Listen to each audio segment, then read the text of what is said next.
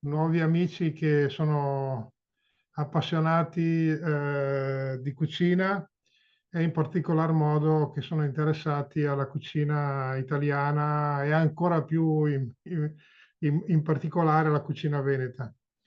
Ehm, Mi presento per chi non mi conoscesse, sono Efrem Tassinato, eh, presidente dell'associazione Wigwam, oggi una rete eh, presente in 21 paesi a livello internazionale.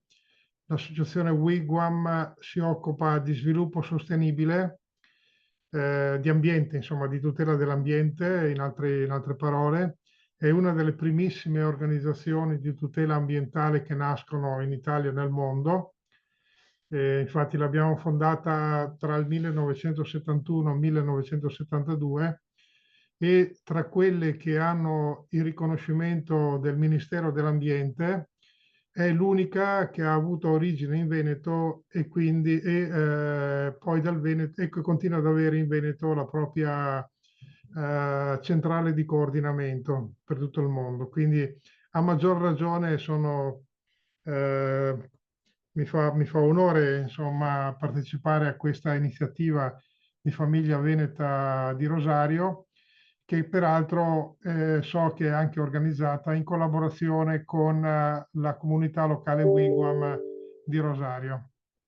Comunità locale Wigwam di Rosario è una delle 140, oramai quasi 150 comunità locali Wigwam nel mondo, e ogni comunità Wigwam è un punto di riferimento della rete ed è un punto di interscambio con tutti gli altri territori in Italia e nel mondo che si ispirano ai valori della solidarietà, dell'equità e della sostenibilità ambientale principalmente, ma anche sociale. Uno dei temi che Wigom ha sempre trattato dalle sue origini è quello della cucina. La cucina, come è stato giustamente riportato anche nella presentazione questo del corso, uno dei due, forse tre linguaggi universali che ci consentono di dialogare. Il primo linguaggio è quello della musica, se vogliamo più estensivamente, il secondo linguaggio è quello dell'arte. Il terzo linguaggio, ma lo metterei per primo di tutti, perché risponde ad un bisogno primario, è la cucina.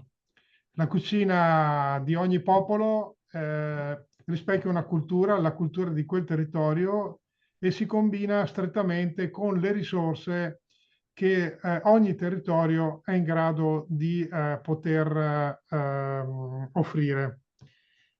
Perché la cucina è cultura? Perché è la capacità, così come è nell'arte, per esempio, di assemblare ingredienti che da soli magari non sono nemmeno edibili, cioè non sono nemmeno, come dire, consumabili per l'alimentazione umana, ma attraverso la trasformazione, che può essere per esempio la cottura, il trattamento, insomma, in vario modo, diventano, come dire, un alimento prezioso per la vita umana. È cultura perché, come ad esempio nella pittura oppure anche nella musica, la cucina è composizione. Ogni ingrediente è una sorta di nota musicale, ogni ingrediente è un colore e ogni ingrediente combinato con gli altri ingredienti a seconda delle quantità, dei tempi, delle modalità di preparazione di ogni singolo ingrediente può dare un risultato diverso. Risultato che spesso coincide con i gusti di un popolo, di una comunità. Ecco, a noi piace molto parlare di comunità perché Wigwam altro non è se non nel suo insieme una rete di comunità locali, cioè di territori, i quali territori esprimono un'offerta, di qualunque genere, principalmente turismo, di cultura, anche di prodotti tipici, enogastronomici e non solo, ma è anche un punto di interscambio con tutti gli altri territori. Infatti la ricchezza, i popoli più ricchi e più evoluti dal punto di vista culturale sono quelli la cui cultura è frutto ed è sostenuta principalmente da un'attività commerciale. Commercio significa interscambio, scambio di merci, ma con le merci sono state scambiate anche opinioni, sono state scambiate punti di vista, si è creato anche un comune sentire e un comune parlare, tant'è vero che soprattutto nel Mediterraneo, poi per estensione nel mondo, da sempre esiste una sorta di lingua franca, che è la cosiddetta lingua portuale, che è una commistione di tante lingue che consente a chiunque frequenti per un certo periodo i porti del mondo di di comprendersi, di creare interscambio con tutti gli altri che lo frequentano. Oggi questa lingua franca portuale è stata sostituita dall'inglese veicolare, ma diciamo che comunque la cucina conserva questa capacità di creare rapporti con tutte le altre culture, le persone che si riferiscono ad altre culture, perché non c'è niente da fare, così come la musica, così come l'arte, la cucina cioè il risultato del lavoro di cucina può piacere o non può piacere, però esiste una qualità intrinseca di quello che si fa, insomma, no? E pertanto si capisce bene che la qualità è come dire, nella modalità di trattamento, in questo caso degli ingredienti, della combinazione degli ingredienti. La cucina italiana è sicuramente una delle, e per estensione quella mediterranea, che però è per il 90% italiana, tant'è vero che la cosiddetta dieta mediterranea nasce in Italia, principalmente nella regione del sud Italia, soprattutto nella regione Campania, nella regione Campania, diciamo sud Campania, nel Cilento, viene definita lì come dire, la culla della dieta mediterranea. La dieta mediterranea, comunque la cucina mediterranea, che poi significa cucina italiana, è una delle due grandi cucine da cui sono derivate tutte le altre a livello mondiale. La seconda cucina è quella cinese, che è antica almeno quanto quella mediterranea, ha un'altra struttura, è frutto di altre visioni e di territori come dire, che forniscono materie prime diverse rispetto a quelle del Mediterraneo, ma tra le due sicuramente quella mediterranea è quella che ha avuto a disposizione la più grande quantità di materie prime per essere tradotte in piatti, in ricette, in preparazioni enogastronomiche.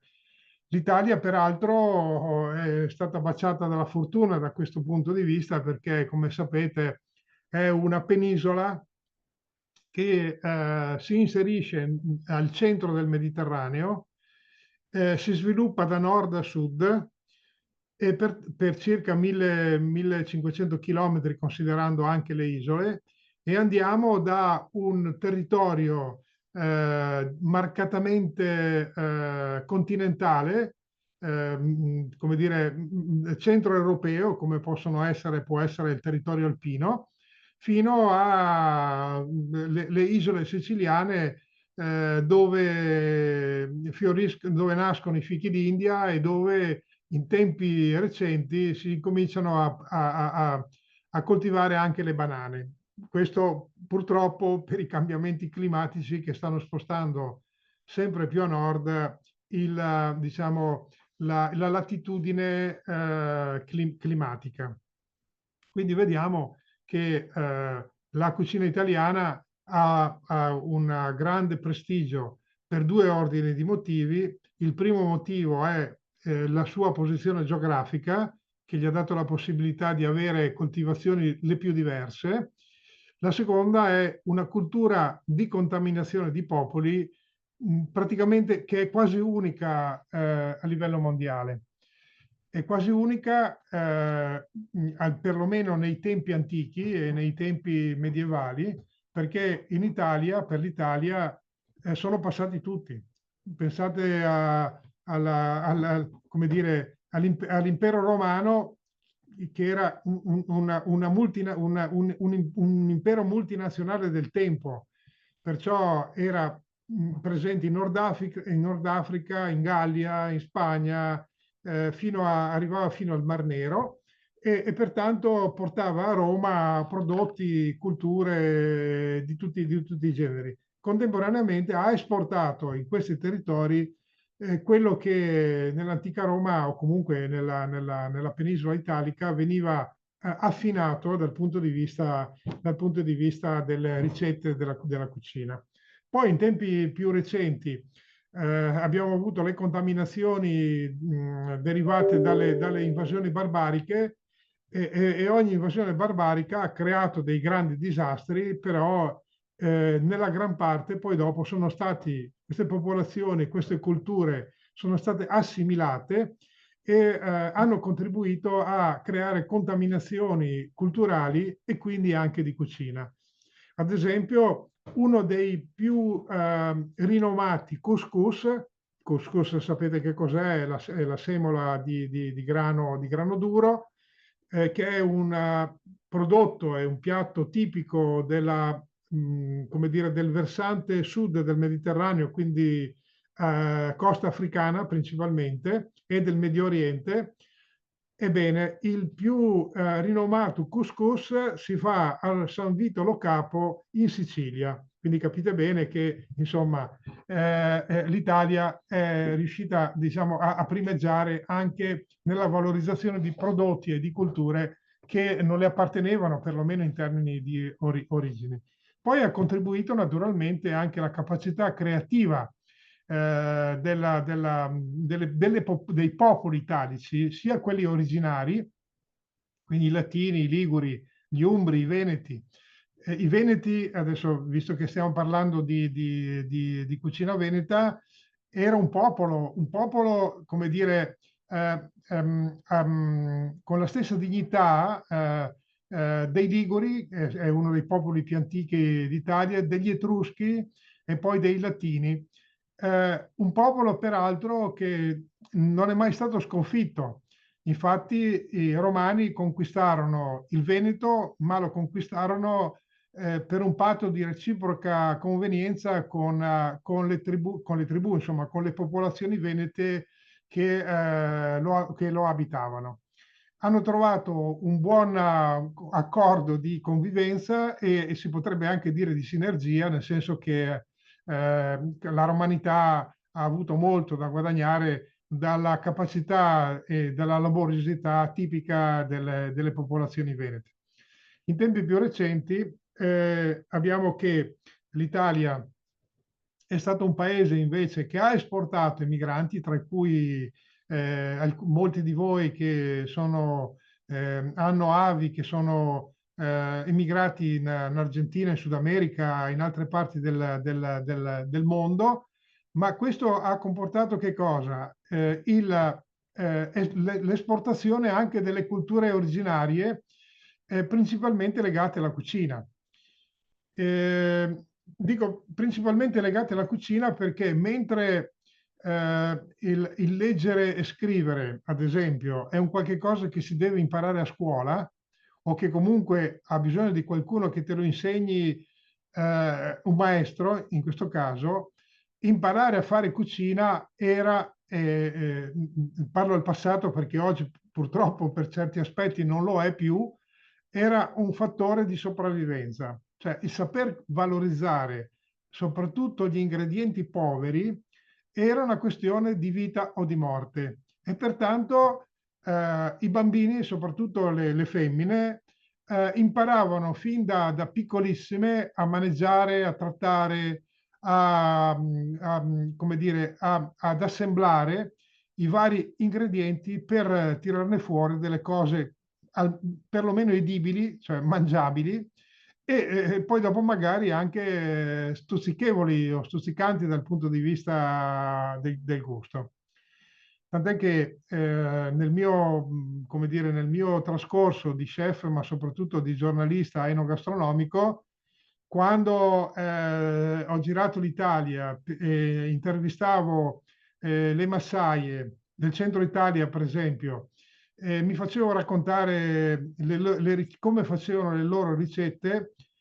Loro si esprimevano in quantità, a quantità approssimative, tempere approssimative, e gli dicevo, ad esempio, ma questa pasta, queste tagliatelle, quanta farina ci devi mettere? Quanta farina serve per fare queste tagliatelle? E loro mi rispondevano, quello che serve, mi dicevano, no, dimmi il peso, dice per conto, una mano rasa a testa. Ma dico, ma c'è una differenza tra la mano di un bambino e la mano di un adulto? E dice, ma della mia mano, dice, no? È questa. E poi gli dicevo, ma quando hai messo in forno, per esempio, per fare un pasticcio o per fare un arrosto, quanto tempo deve stare in forno? E a quanti gradi? E dice, i gradi non lo so, dice no, quando il fuoco è alto, dice, e poi il quanto tempo è quello che serve perché si cuocia. Ma dico, come fai a sapere quando è cotto? Ma io lo sento dall'odore e lo vedo dal colore. Ecco, capite bene che questi sono elementi che non sono quantificabili in minuti, in gradi centigradi. Bene, queste persone hanno imparato facendo e vedendo fare, sperimentando fin da piccoli con le loro nonne, con le loro mamme, questo tipo di cultura. Che poi dopo, almeno per quel che mi riguarda, ma tanti altri come me, hanno decodificato e quindi hanno sperimentato a loro volta, fin tanto che hanno trovato la combinazione giusta per come dire, incontrare il sapore, il profumo, e, come dire, la consistenza e, come dire, e anche l'aspetto dei cibi sperimentati e preparati da queste signore. Naturalmente parlo al femminile perché per il 90% chi preparava i cibi nelle famiglie principalmente contadine erano le donne, perché gli uomini facevano altro, cioè facevano i cosiddetti lavori di fatica. Dopo, se andiamo a vedere i più grandi chef non contemporanei, ma diciamo quelli che hanno scritto i libri di cucina, i manuali di cucina, mi riferisco per esempio a Maestro Martino, che è stato uno dei più importanti, 1200-1300, eccetera, sono tutti maschi. Praticamente ci sono pochissime donne. Questo però è determinato da un retaggio discriminatorio verso il genere femminile, che c'era ed era abbondante nelle cucine medievali e anche antiche. Erano principalmente donne quelle che lavoravano nelle cucine, però erano relegate ad aiutanti quantomeno, insomma, ma tra virgolette, quello che oggi chiamiamo chef, ovvero capo, era sempre o quasi sempre un maschio.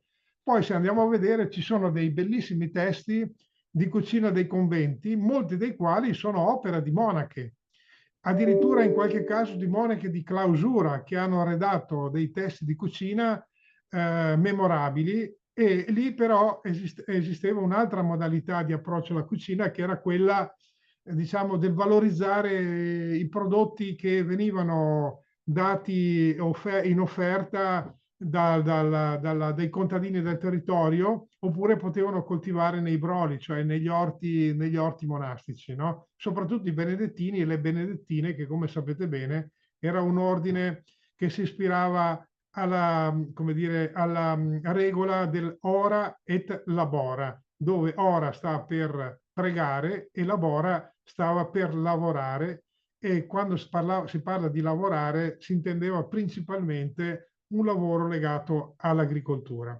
A Padova, ad esempio, abbiamo avuto ospite recentemente anche presso la nostra sede, abbiamo una bellissima abbazia benedettina, l'abbazia di Praglia, che è un'abbazia che sta tra Padova, però già nei Colli Euganei, che ha una bellissima cantina. Fanno del vino strepitoso, veramente straordinario, e come tanti altri conventi ha anche la cosiddetta farmacia. Farmacia dove non confezionavano medicinali come si intendono oggi, ma facevano come dire, delle elaborazioni con le erbe, quindi facevano degli infusi, facevano dei liquori, molti dei quali avevano anche delle proprietà curative. E questo è sempre derivato dalla capacità del trasformare materie prime che, a saperle riconoscere, possono portare beneficio, grandissimi benefici, non solo per la sussistenza alimentare, ma anche per la cura, diciamo, e per, come dire, per curare malattie oppure altri guai legati alla salute.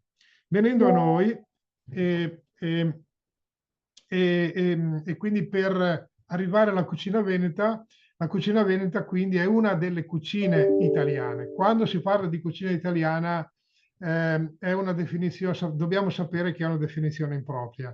Bisogna parlare invece di cucine italiane. Ogni regione ha la propria cucina, perché dicevamo prima, l'Italia è un paese formato da tanti popoli originari, dicevamo prima i Liguri, i Veneti, gli Etruschi, i Latini, i Sanniti che poi dopo sono diventati Latini, gli Italioti che erano quelli del sud Italia, i Sicoli, gli Umbri e via dicendo. Erano tutti popoli con una loro, diciamo, ascendenza secolare che arriva molti anni prima della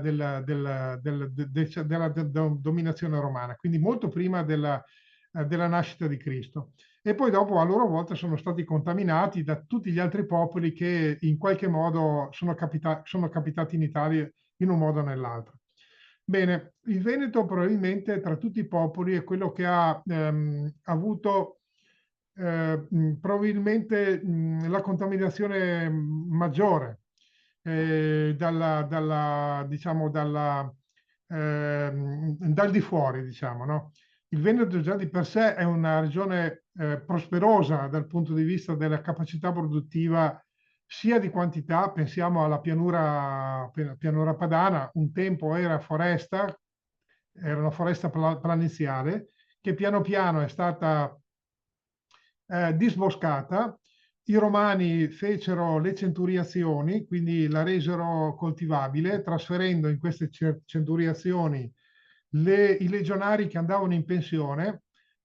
Quando un legionario faceva la leva, un tempo la leva era di 20 anni minimo, quindi li prendevano che avevano 14 anni, 12 anni, 13 anni, 14 anni, facevano 20 anni di legionario in uno dei tanti, diciamo, delle tante regioni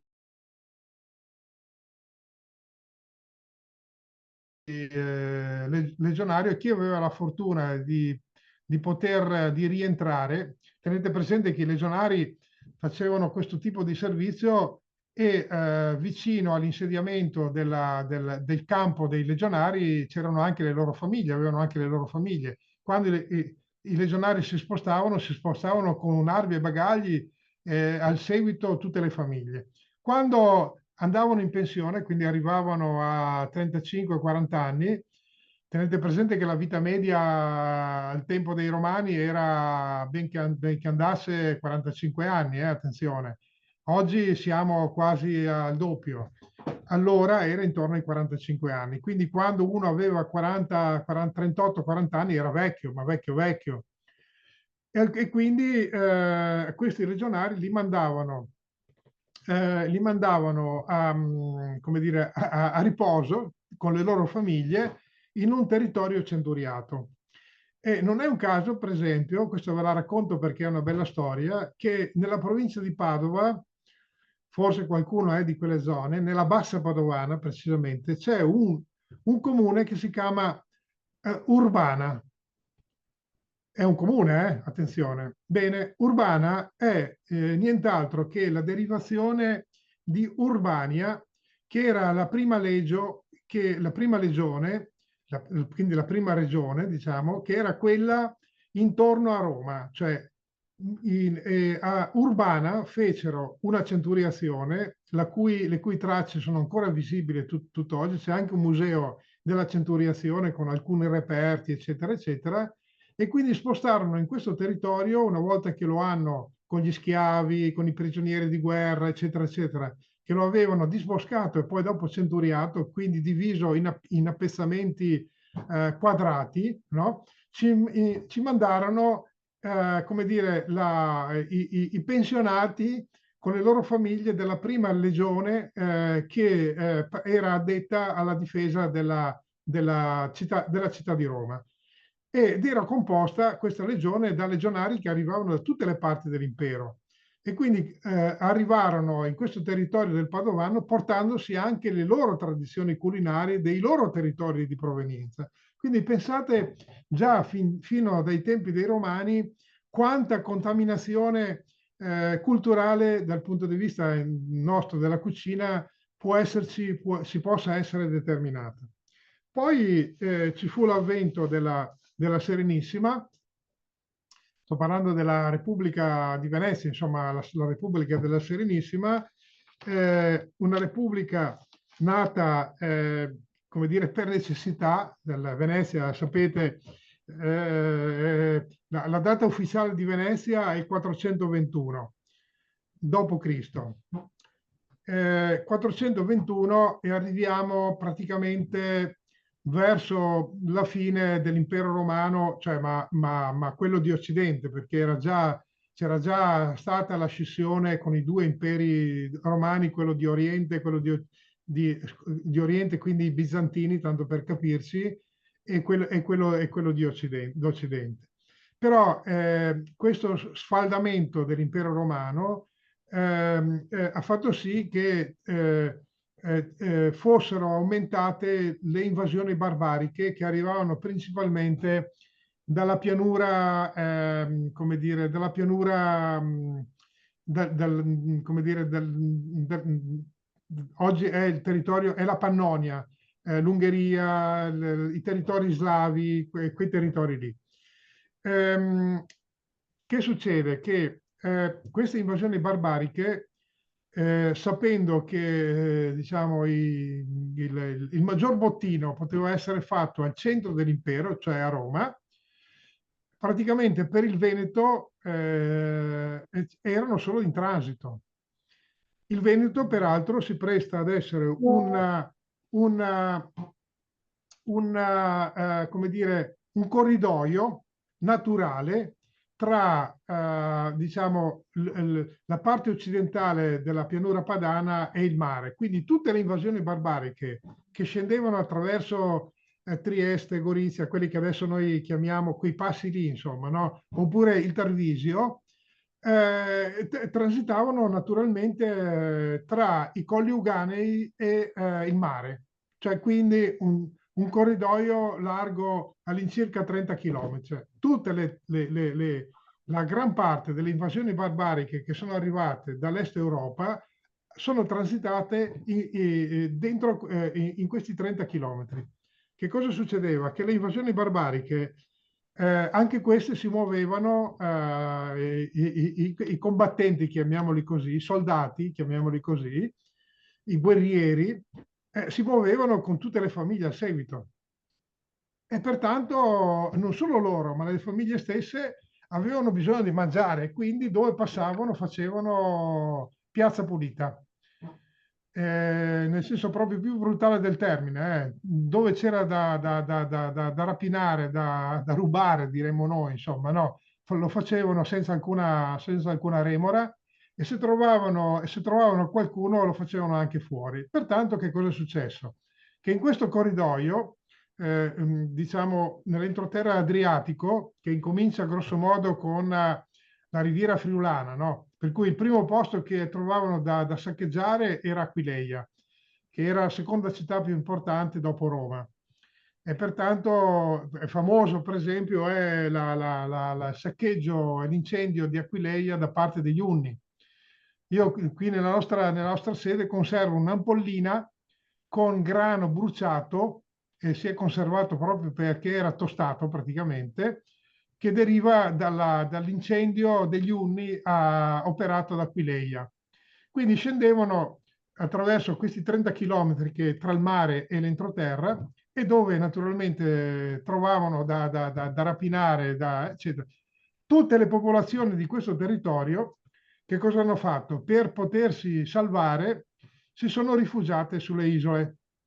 Quindi, ad esempio, quelli di Aquileia, dell'entroterra friulano, si sono riparati nell'isola di Grado. Allora anche Grado era un'isola, adesso è una sorta di litorale connesso da una strada. Allora era proprio un'isola.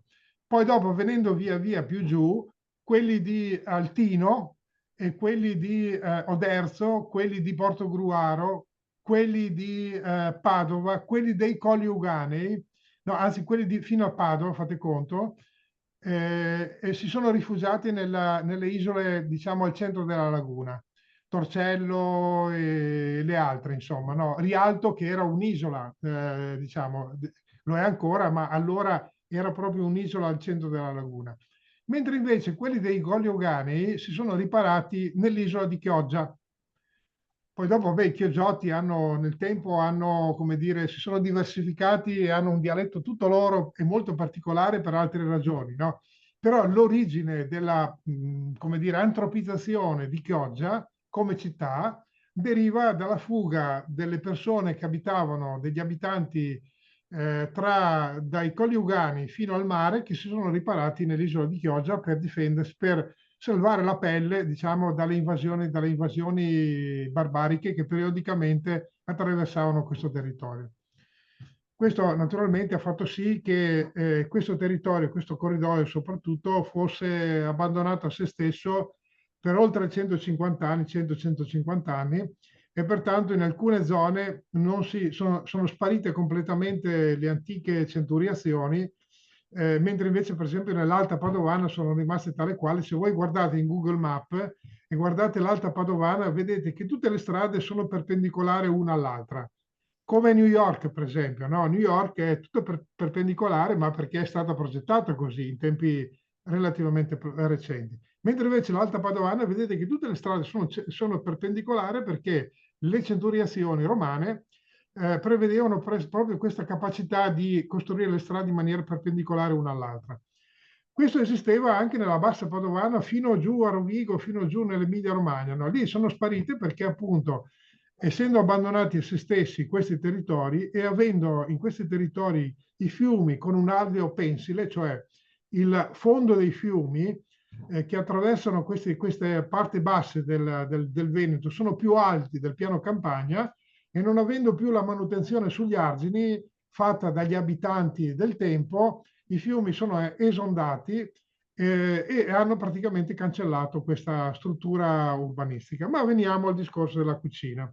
Questo naturalmente ha portato come dire, a tanti contributi di nuove culture nel combinare ingredienti per tirarne fuori di ricette, le più diverse. E ci sono delle belle storie da raccontare. La più importante sicuramente è legata alla dominazione, cioè diciamo alla Serenissima, che come dire, è bene ricordarlo, è la Repubblica più longeva della storia umana, si potrebbe dire, perché è durata dal 421 fino all'avvento di Napoleone, quindi è morta per consunzione, nessuno l'ha conquistata, no? È proprio morta per quasi morte naturale. E la data della fine di Venezia è il 1797, quando arrivò Napoleone e i veneziani hanno detto, beh, fanne quello che vuoi, perché noi non siamo in grado di poterci difendere, no? Quindi pensate 1500 anni è durata la Repubblica di Venezia, con un istituto repubblicano, sia pure, diciamo, di tipo oligarchico. Bene, Allora, in questi 1500 anni, Venezia che cosa ha fatto? Prima, diciamo, è campata di sussistenza sulle isole e quindi viveva principalmente di pesca e di quello che si poteva fare al centro della laguna. Poi però, imparando a navigare, ha incominciato a scoprire nuovi territori, la cosiddetta Repubblica da Mar, cioè la Repubblica del Mare, ha incominciato a conquistare attraverso l'attività commerciale inizialmente altri territori, soprattutto isole, come per esempio tutta la costa della Dalmazia. Le isole dalmate erano tutte Repubblica di Venezia, un bel pezzo di Istria, tutta la parte, tutto il versante, diciamo, occidentale dell'Istria era Repubblica della Serenissima, fino ad arrivare alle isole greche, Candia, per esempio, quella che oggi si chiama Creta. L'isola di Creta, al tempo della Serenissima, si chiamava Candia, da cui il famoso vino di Candia, che era una delle merci che Querini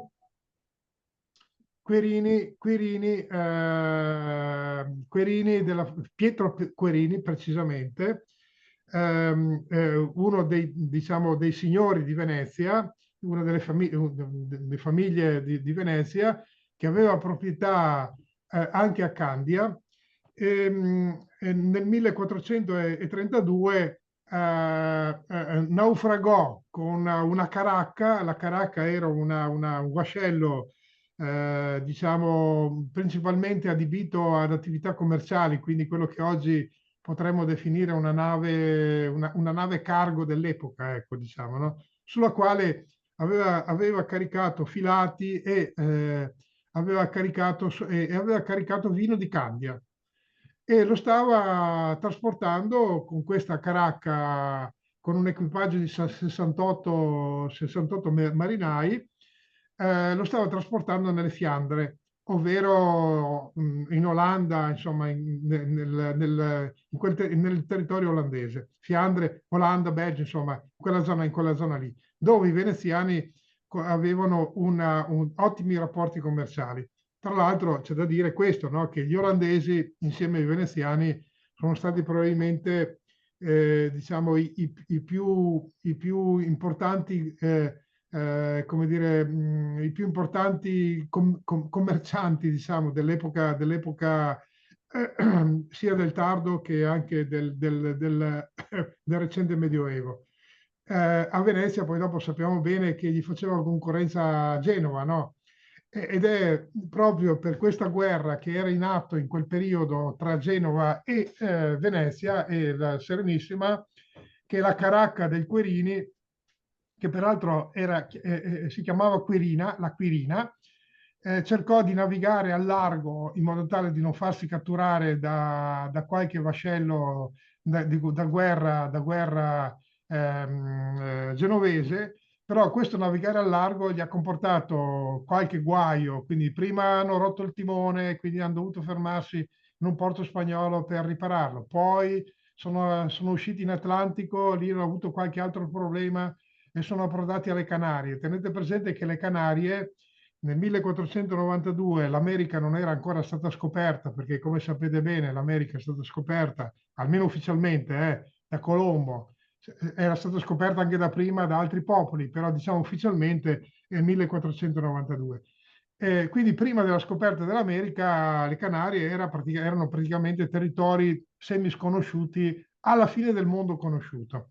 Da lì sono ripartiti, sempre facendo il giro largo, e ad un certo punto nel Golfo di Biscaglia hanno beccato una tempesta importante che gli ha rotto tutte le vele e ha sradicato i tre alberi della caracca. La caracca era una nave importante, come dicevamo, con tre alberi, addirittura con anche un buon presso, che era una sorta di vela triangolare a poppa, che gli serviva soprattutto per andare di traverso, per navigare di traverso.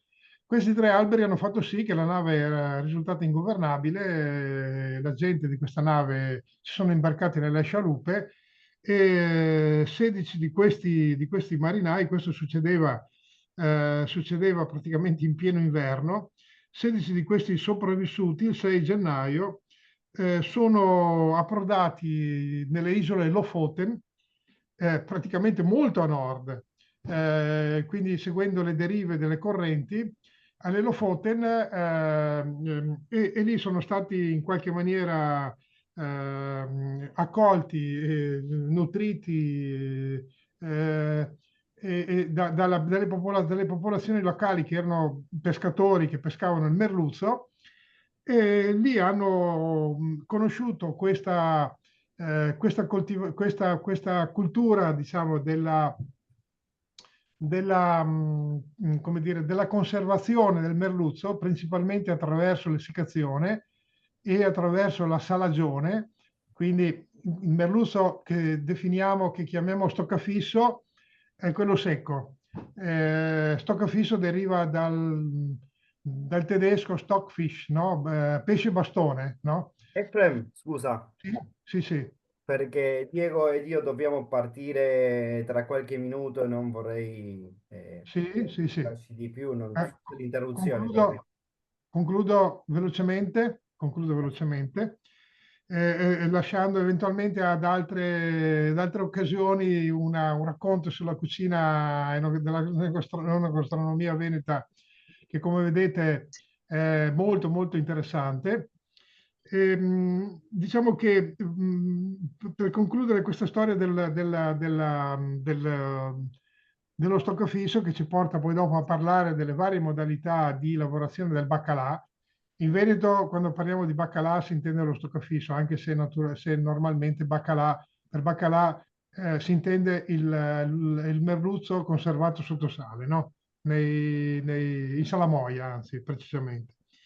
Bene, questo ci porta come dire, a raccontare di un piatto che probabilmente è il più rinomato, il più noto, oltre che anche il più semplice da fare, che è il baccalà mantecato alla veneziana. Probabilmente sapete come si fa, ma io ve lo spiego in 2 minuti. In pratica si fa mollare lo stoccafisso, prima lo si batte per bene, con un martello di legno, fin tanto che si sfibra tutta la parte, diciamo, la carne.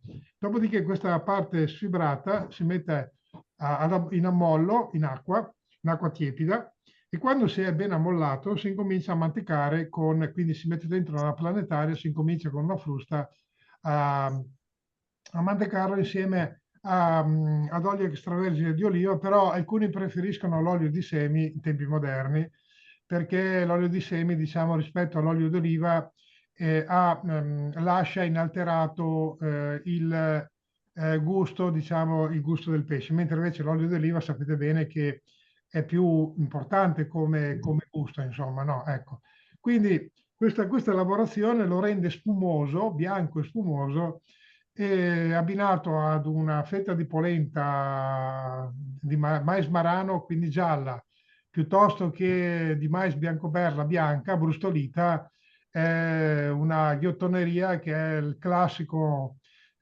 classica proposta dei baccari veneziani che propongono i famosi cicchetti, e questo è uno dei cicchetti più classici. Se volete concludo qui, altrimenti racconto qualcos'altro.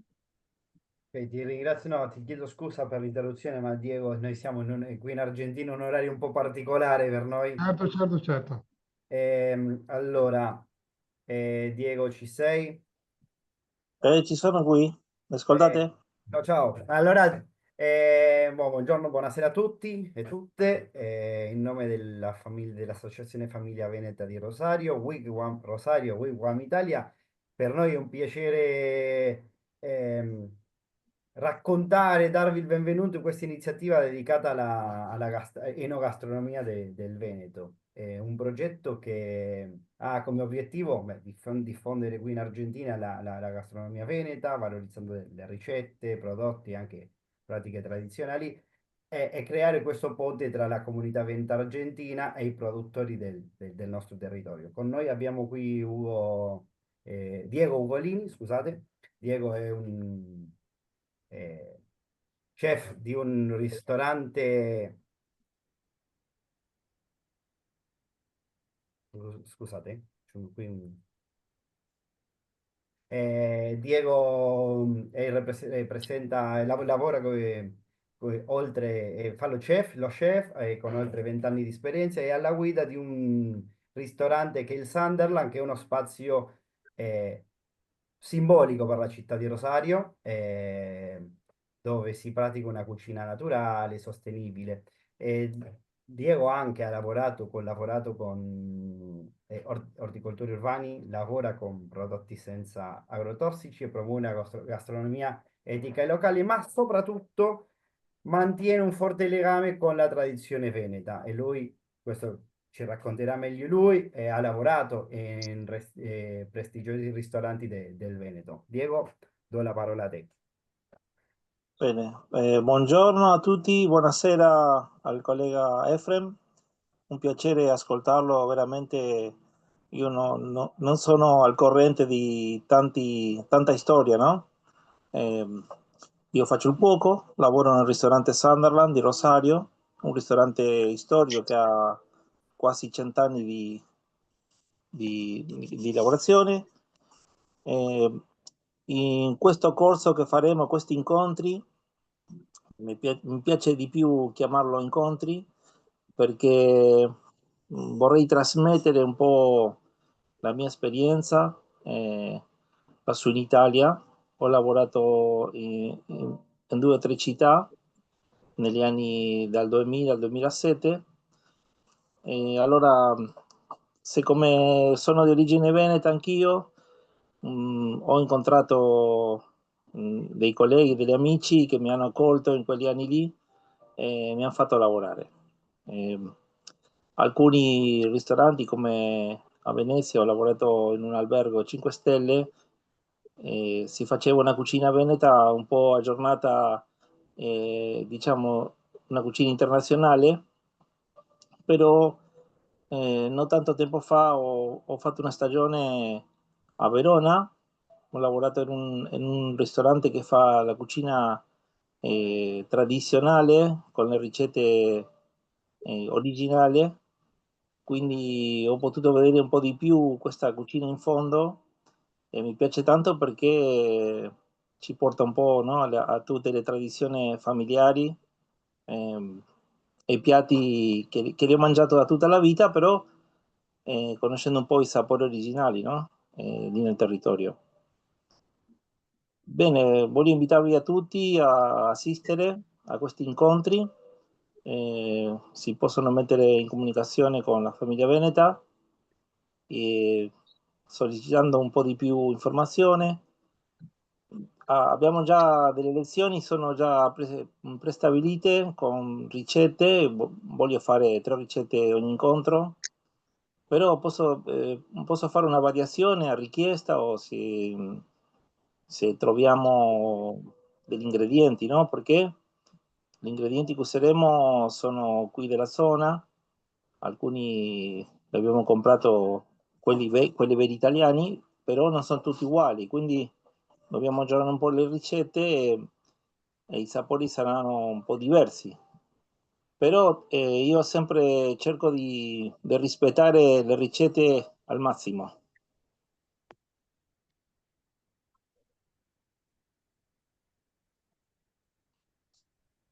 Non so lì all'associazione se avete già i giorni che sarà il primo incontro. Un attimino.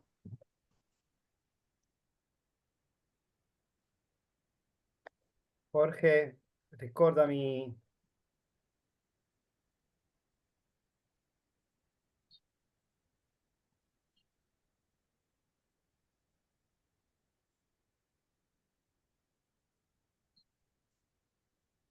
No, no, no, un attimo. Ci sei? No, colgo l'occasione per ringraziare anche l'azienda vinicola di Castel Corneliano, un'azienda qui argentina che ha cominciato a produrre il Prosecco e accompagna, sostiene un po' questo progetto insieme a Diego. Jorge, ci sei? Non so se ti ricordi la data inizio di questo progetto?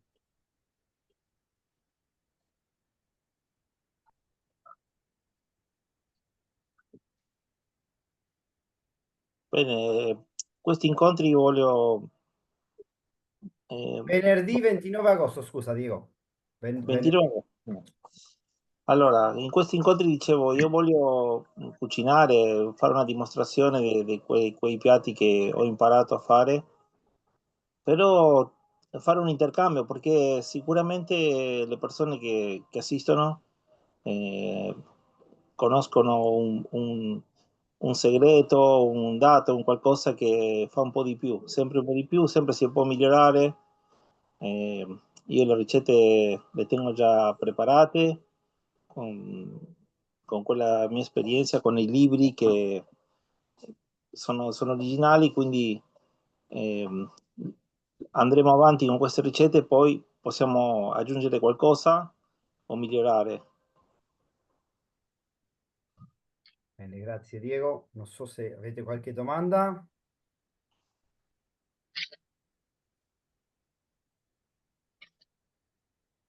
Marisa, buongiorno. Grazie Marisel.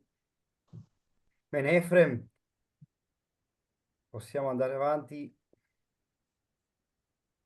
Sì, Grazie. allora devo fare una precisazione doverosa, voi mi perdonerete, non è un rimbrotto, ma è importante che lo dica per non essere accusato di non essere intervenuto a correggere come dire, una cosa che non è corretta, diciamo, no? Quando si parla di prosecco si deve intendere esclusivamente il prosecco della DOC, della zona della DOC. Nel caso, quindi anche giustamente, l'azienda Castel Conegliano, di cui ho guardato il sito, il vino che produce lo definisce con la denominazione del vitigno, che è il Glera. Ah, ok. Quindi anche il prosecco, diciamo, anche il prosecco è, diciamo, deriva dal Glera, dal vitigno Glera, no? Solo che il prosecco è esclusivamente quello tutelato dalla DOC o dalla diocesi e poi eventualmente dalle denominazioni, diciamo, potremmo definire la francese del cru, diciamo, dell'Asolo, dell'Asolo e del Conegliano Valdobbiadene. Questo lo dico perché eh, cioè, spesso insomma, si incorre in questo errore che invece è bene non fare, se no cioè, si passa tra quelli che non conoscono come funziona questo mondo. Insomma, ecco. Però detto questo, insomma, no, che vabbè, è un peccato veniale poi alla fine, insomma, ecco. Tornando a noi, perché il baccalà, riparto da questo ragionamento, no? Perché alcuni di voi la conoscono la storia di sicuro, altri invece magari la conoscono in maniera approssimativa, ma perché ad un certo punto lo si deve principalmente a questa scoperta, questo, come dire, questo naufragio. La nascita della fortuna del baccalà, sicuramente in Italia, ma poi anche in altre parti del mondo. Perché quando i Querini, con i suoi 15 compagni superstiti, si imbarcò per rientrare a Venezia, si portò anche una balla di stoccafisso. Una balla significa un pacco praticamente, no? Un pacco legato di questi pesci bastone. E andò a presentare al Doge del tempo, che si chiamava Francesco Foscari, questo prodotto, anche raccontando l'avventura che la disavventura che gli era capitata. Tenete presente che i commercianti della Serenissima, cioè tutti quelli che si muovevano per commercio, erano anche una sorta di ambasciatori e tutti avevano un quasi obbligo di scrivere dei rapporti su chi avevano incontrato, come avevano commercializzato, cioè praticamente facevano una cronaca del viaggio e di quello che avevano scoperto durante il viaggio. Beh, il più famoso di questi, come dire, di questi report è il milione di Marco Polo, no? Tutti voi conoscono Marco Polo e probabilmente sanno e conoscono anche del milione, che è la cronaca del suo viaggio in quello che allora era chiamato Katai, no? La Cina di oggi. Bene, questo è successo anche con Querini. Quindi, quando Querini è tornato, è andato a raccontare al Doge del tempo questa avventura, gli ha presentato questo prodotto, anche dicendo: guarda, questo è un prodotto che si conserva facilmente sia nella versione cioè salata, ma soprattutto quella secca, e quindi è un prodotto che può essere facilmente, come dire, stoccato per i periodi di carestia, ma anche per i trasporti, diciamo, che richiedevano tempi lunghi, e allora non c'erano i frigoriferi, evidentemente, no? E quindi o le merci o viaggiavano sotto sale o dovevano essere essiccate. Questo pesce, e quindi si trattava di un prodotto animale, quindi ricchissimo di proteine. Tenete presente che uno dei motivi più importanti dell'immigrazione veneta verso altri mondi è stato l'epidemia di pellagra. La pellagra era una malattia che faceva venire un gozzo enorme, che creava cretinismo ed era determinata da una carenza alimentare. Praticamente le popolazioni, soprattutto quelle rurali, non solo, mangiando solo carboidrati, quindi polenta praticamente, e praticamente niente proteine, incorrevano in questa carenza alimentare che provocava la pellagra. Bene, allora questo succedeva nel 1400, però 1432. Che cosa è successo? Che dal 432 la famiglia di Querini scoprì in questa merce un nuovo prodotto da commercializzare, e quindi si specializzarono anche nel commercio di aringhe e di merluzzo essiccato. 100 anni dopo avviene quindi verso la metà del 1500, avviene la riforma protestante, cioè l'Europa è sconvolta da guerre di religione, con Martin Lutero e altri suoi, diciamo, amici, Calvino e altri, che misero in discussione la dissolutezza dei costumi della Chiesa cattolica del tempo. Tenete presente che era veramente dissoluta, per cui si parla per esempio di papi che avevano moglie non ufficiale, ma avevano sicuramente dei figli. Alcuni di questi papi lessero cardinali i loro figli, insomma, no, cose di questo genere.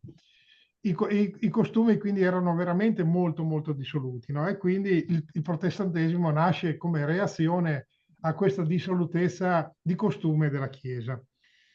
Quindi la Chiesa, per dare una risposta come dire, alla riforma protestante, e quindi per attivare una controriforma, eh, ehm, ehm, mise in campo un concilio che viene chiamato il Concilio di Trento. Tenete presente che Trento non era nella Serenissima, perché era un principato. Tra l'altro lo fecero lì perché il principe era un principe vescovo di Trento. Lo fecero lì perché il principe era anche un vescovo, no? E quindi trovarono facile collocazione. Bene, in questo concilio, che peraltro si sviluppò in 3-4 anni, perché si svolse tra il 1545 e il 1500, pardon, sì, in 3-4 anni, perché ci furono guerre, era un periodo di guerre importanti in Europa. Una delle cose che uscì per contrastare, diciamo, la riforma protestante fu la morigeratezza dei costumi anche alimentari. Quindi fu introdotto, qui c'è qualcuno che...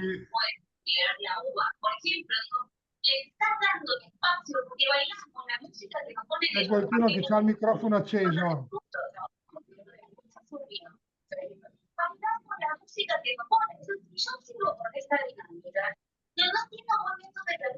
Allora, tornando a noi,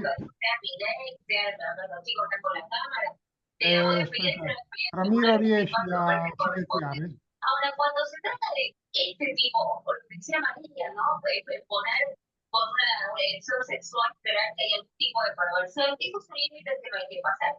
Ahora, la cosa que me parece más que de chicana donde te están buscando, no querés hacer todas, para, lo digo ahora y me vas a hacer de la Ramiro.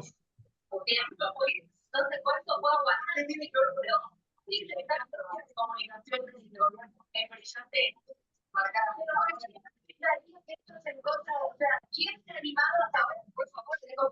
Scusate, ecco, grazie Marisa. Allora, tornando a noi, una delle cose più importanti, almeno dal nostro punto di vista della gastronomia, che uscì dal Consiglio di Trento fu l'introduzione del mangiar di magro. E infatti, non so in Argentina, ma qui in Italia mi ricordo fino a 40 anni fa, anche nella mia famiglia, il venerdì si mangiava di magro. E il mangiare di magro significava mangiare pesce. Oggi mangiare pesce è un cibo di lusso, anche se è stoccafisso. Infatti lo stoccafisso ha raggiunto dei prezzi in qualche caso inarrivabili, soprattutto quello di alta qualità, tipo il ragno, per esempio. Ma 40-50 anni fa lo stoccafisso era un cibo povero e quindi che si mangiava rigorosamente il venerdì. Il venerdì si mangiava di magro. Questo, pensate un po' dal Concilio di Trento, dalla metà del 1500, è durato fino a 40-50 anni fa. Il mangiare di magro però doveva significare poter avere la possibilità di approvvigionamento di carni magre anche dove non c'era il mare. E quindi come facevano i montanari, per esempio, a procurarsi il pesce in quantità sufficiente se avevano solo i fiumi e i laghi e magari piccoli laghi oppure assolutamente niente a disposizione? E qui arriva un furbone, un prelato che si chiamava Olao Magno, di origine svedese, un capacissimo uomo di marketing che arrivava da una famiglia di commercianti di aringhe a sua volta e di merluzzi che già commerciavano a quel tempo con i Querini, che al Concilio di Trento suggerì come possibilità di rispettare questo precetto del mangiare di magro il consumo dello stoccafisso, del baccalà. Evidentemente a questo punto la fortuna del baccalà fu fatta, perché la Chiesa cattolica in tutto il mondo conosciuto diciamo, dove era presente la Chiesa cattolica, allora praticamente quasi dappertutto nel mondo occidentale, fu imposto il baccalà come baccalà sia stoccafisso che quello diciamo bagnato, come cibo del digiuno, come cibo di magro.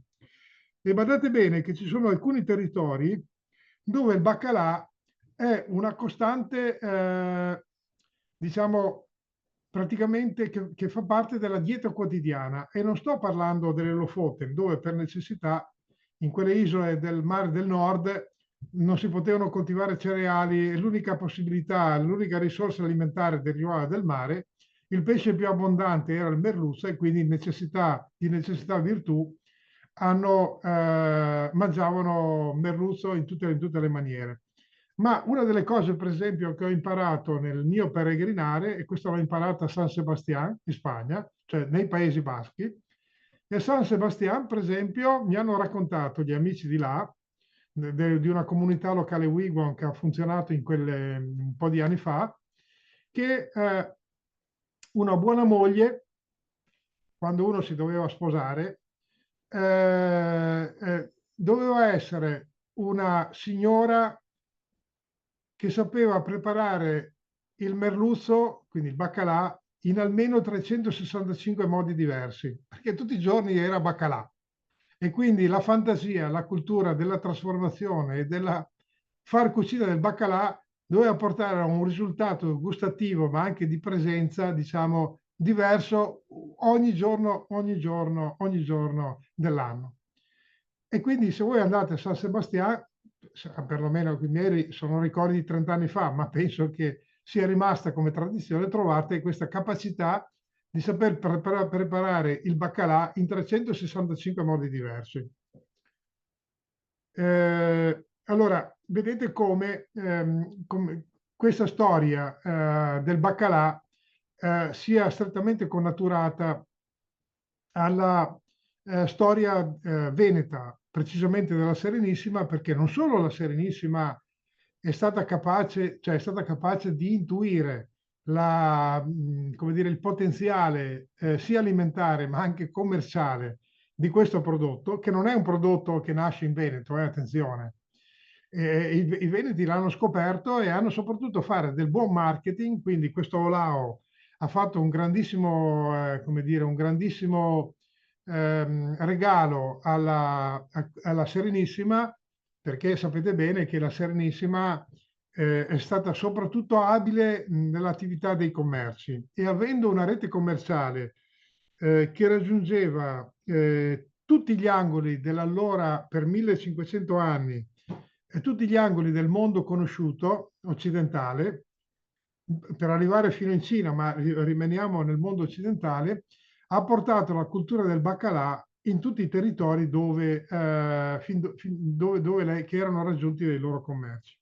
Un'altra cosa importante che ha fatto la Serenissima, che ha determinato la sua fortuna anche politica, oltre che economica, è stata come dire, la capacità di gestire il monopolio delle spezie. Per cui quando si parla, per esempio, della via delle spezie, la via delle spezie finisce a Venezia, cioè arriva a Venezia. Le spezie, come è noto, sono di origine molto lontana da Venezia. Arrivano da paesi, dall'India, per esempio, arriva dal Madagascar, arriva dall'Africa, arriva dal Medio Oriente, quelle più vicine, e via dicendo. E perché le spezie? Perché le spezie avevano un grandissimo valore soprattutto per da una parte la sostituzione del sale, ma soprattutto perché avevano la capacità di imbrogliare il gusto delle carni, soprattutto delle carni che non erano ben conservate.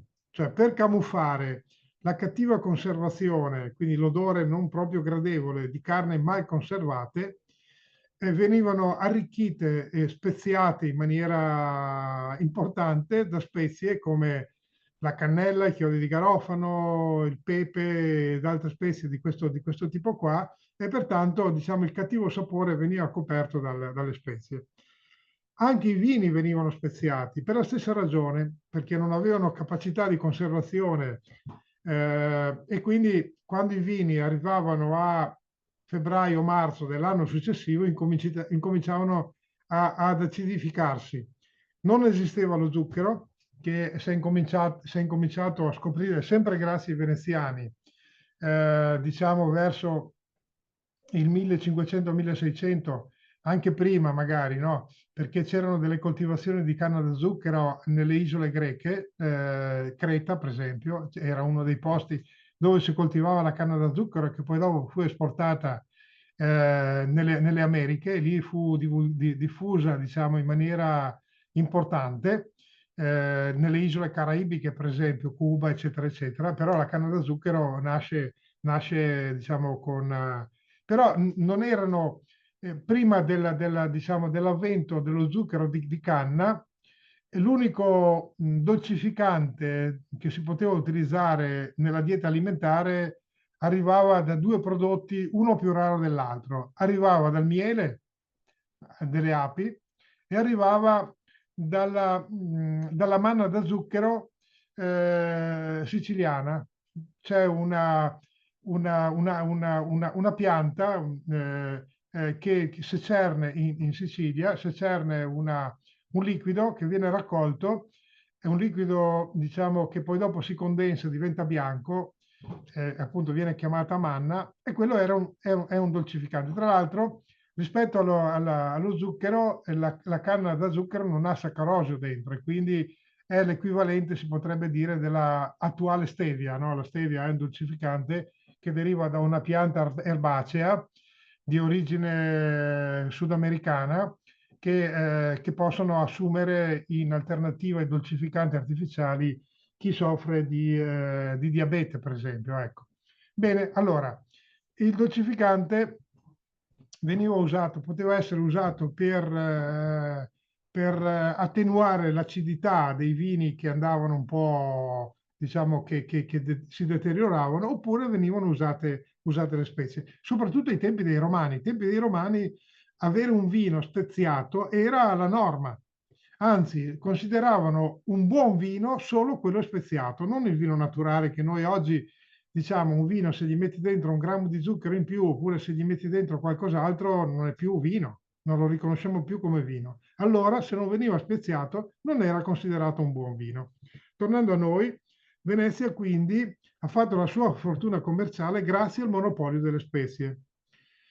Perché è riuscito a farlo? Perché le spezie valevano tanto e pesavano poco, e quindi erano facili da controllare. Tanto è vero che era così rigido il controllo del monopolio. Noi abbiamo presentato il libro di Marco Ceriani, Il potere delle spezie. Qui a Cologna Veneta. A Cologna Veneta, perché eravamo terra della Serenissima.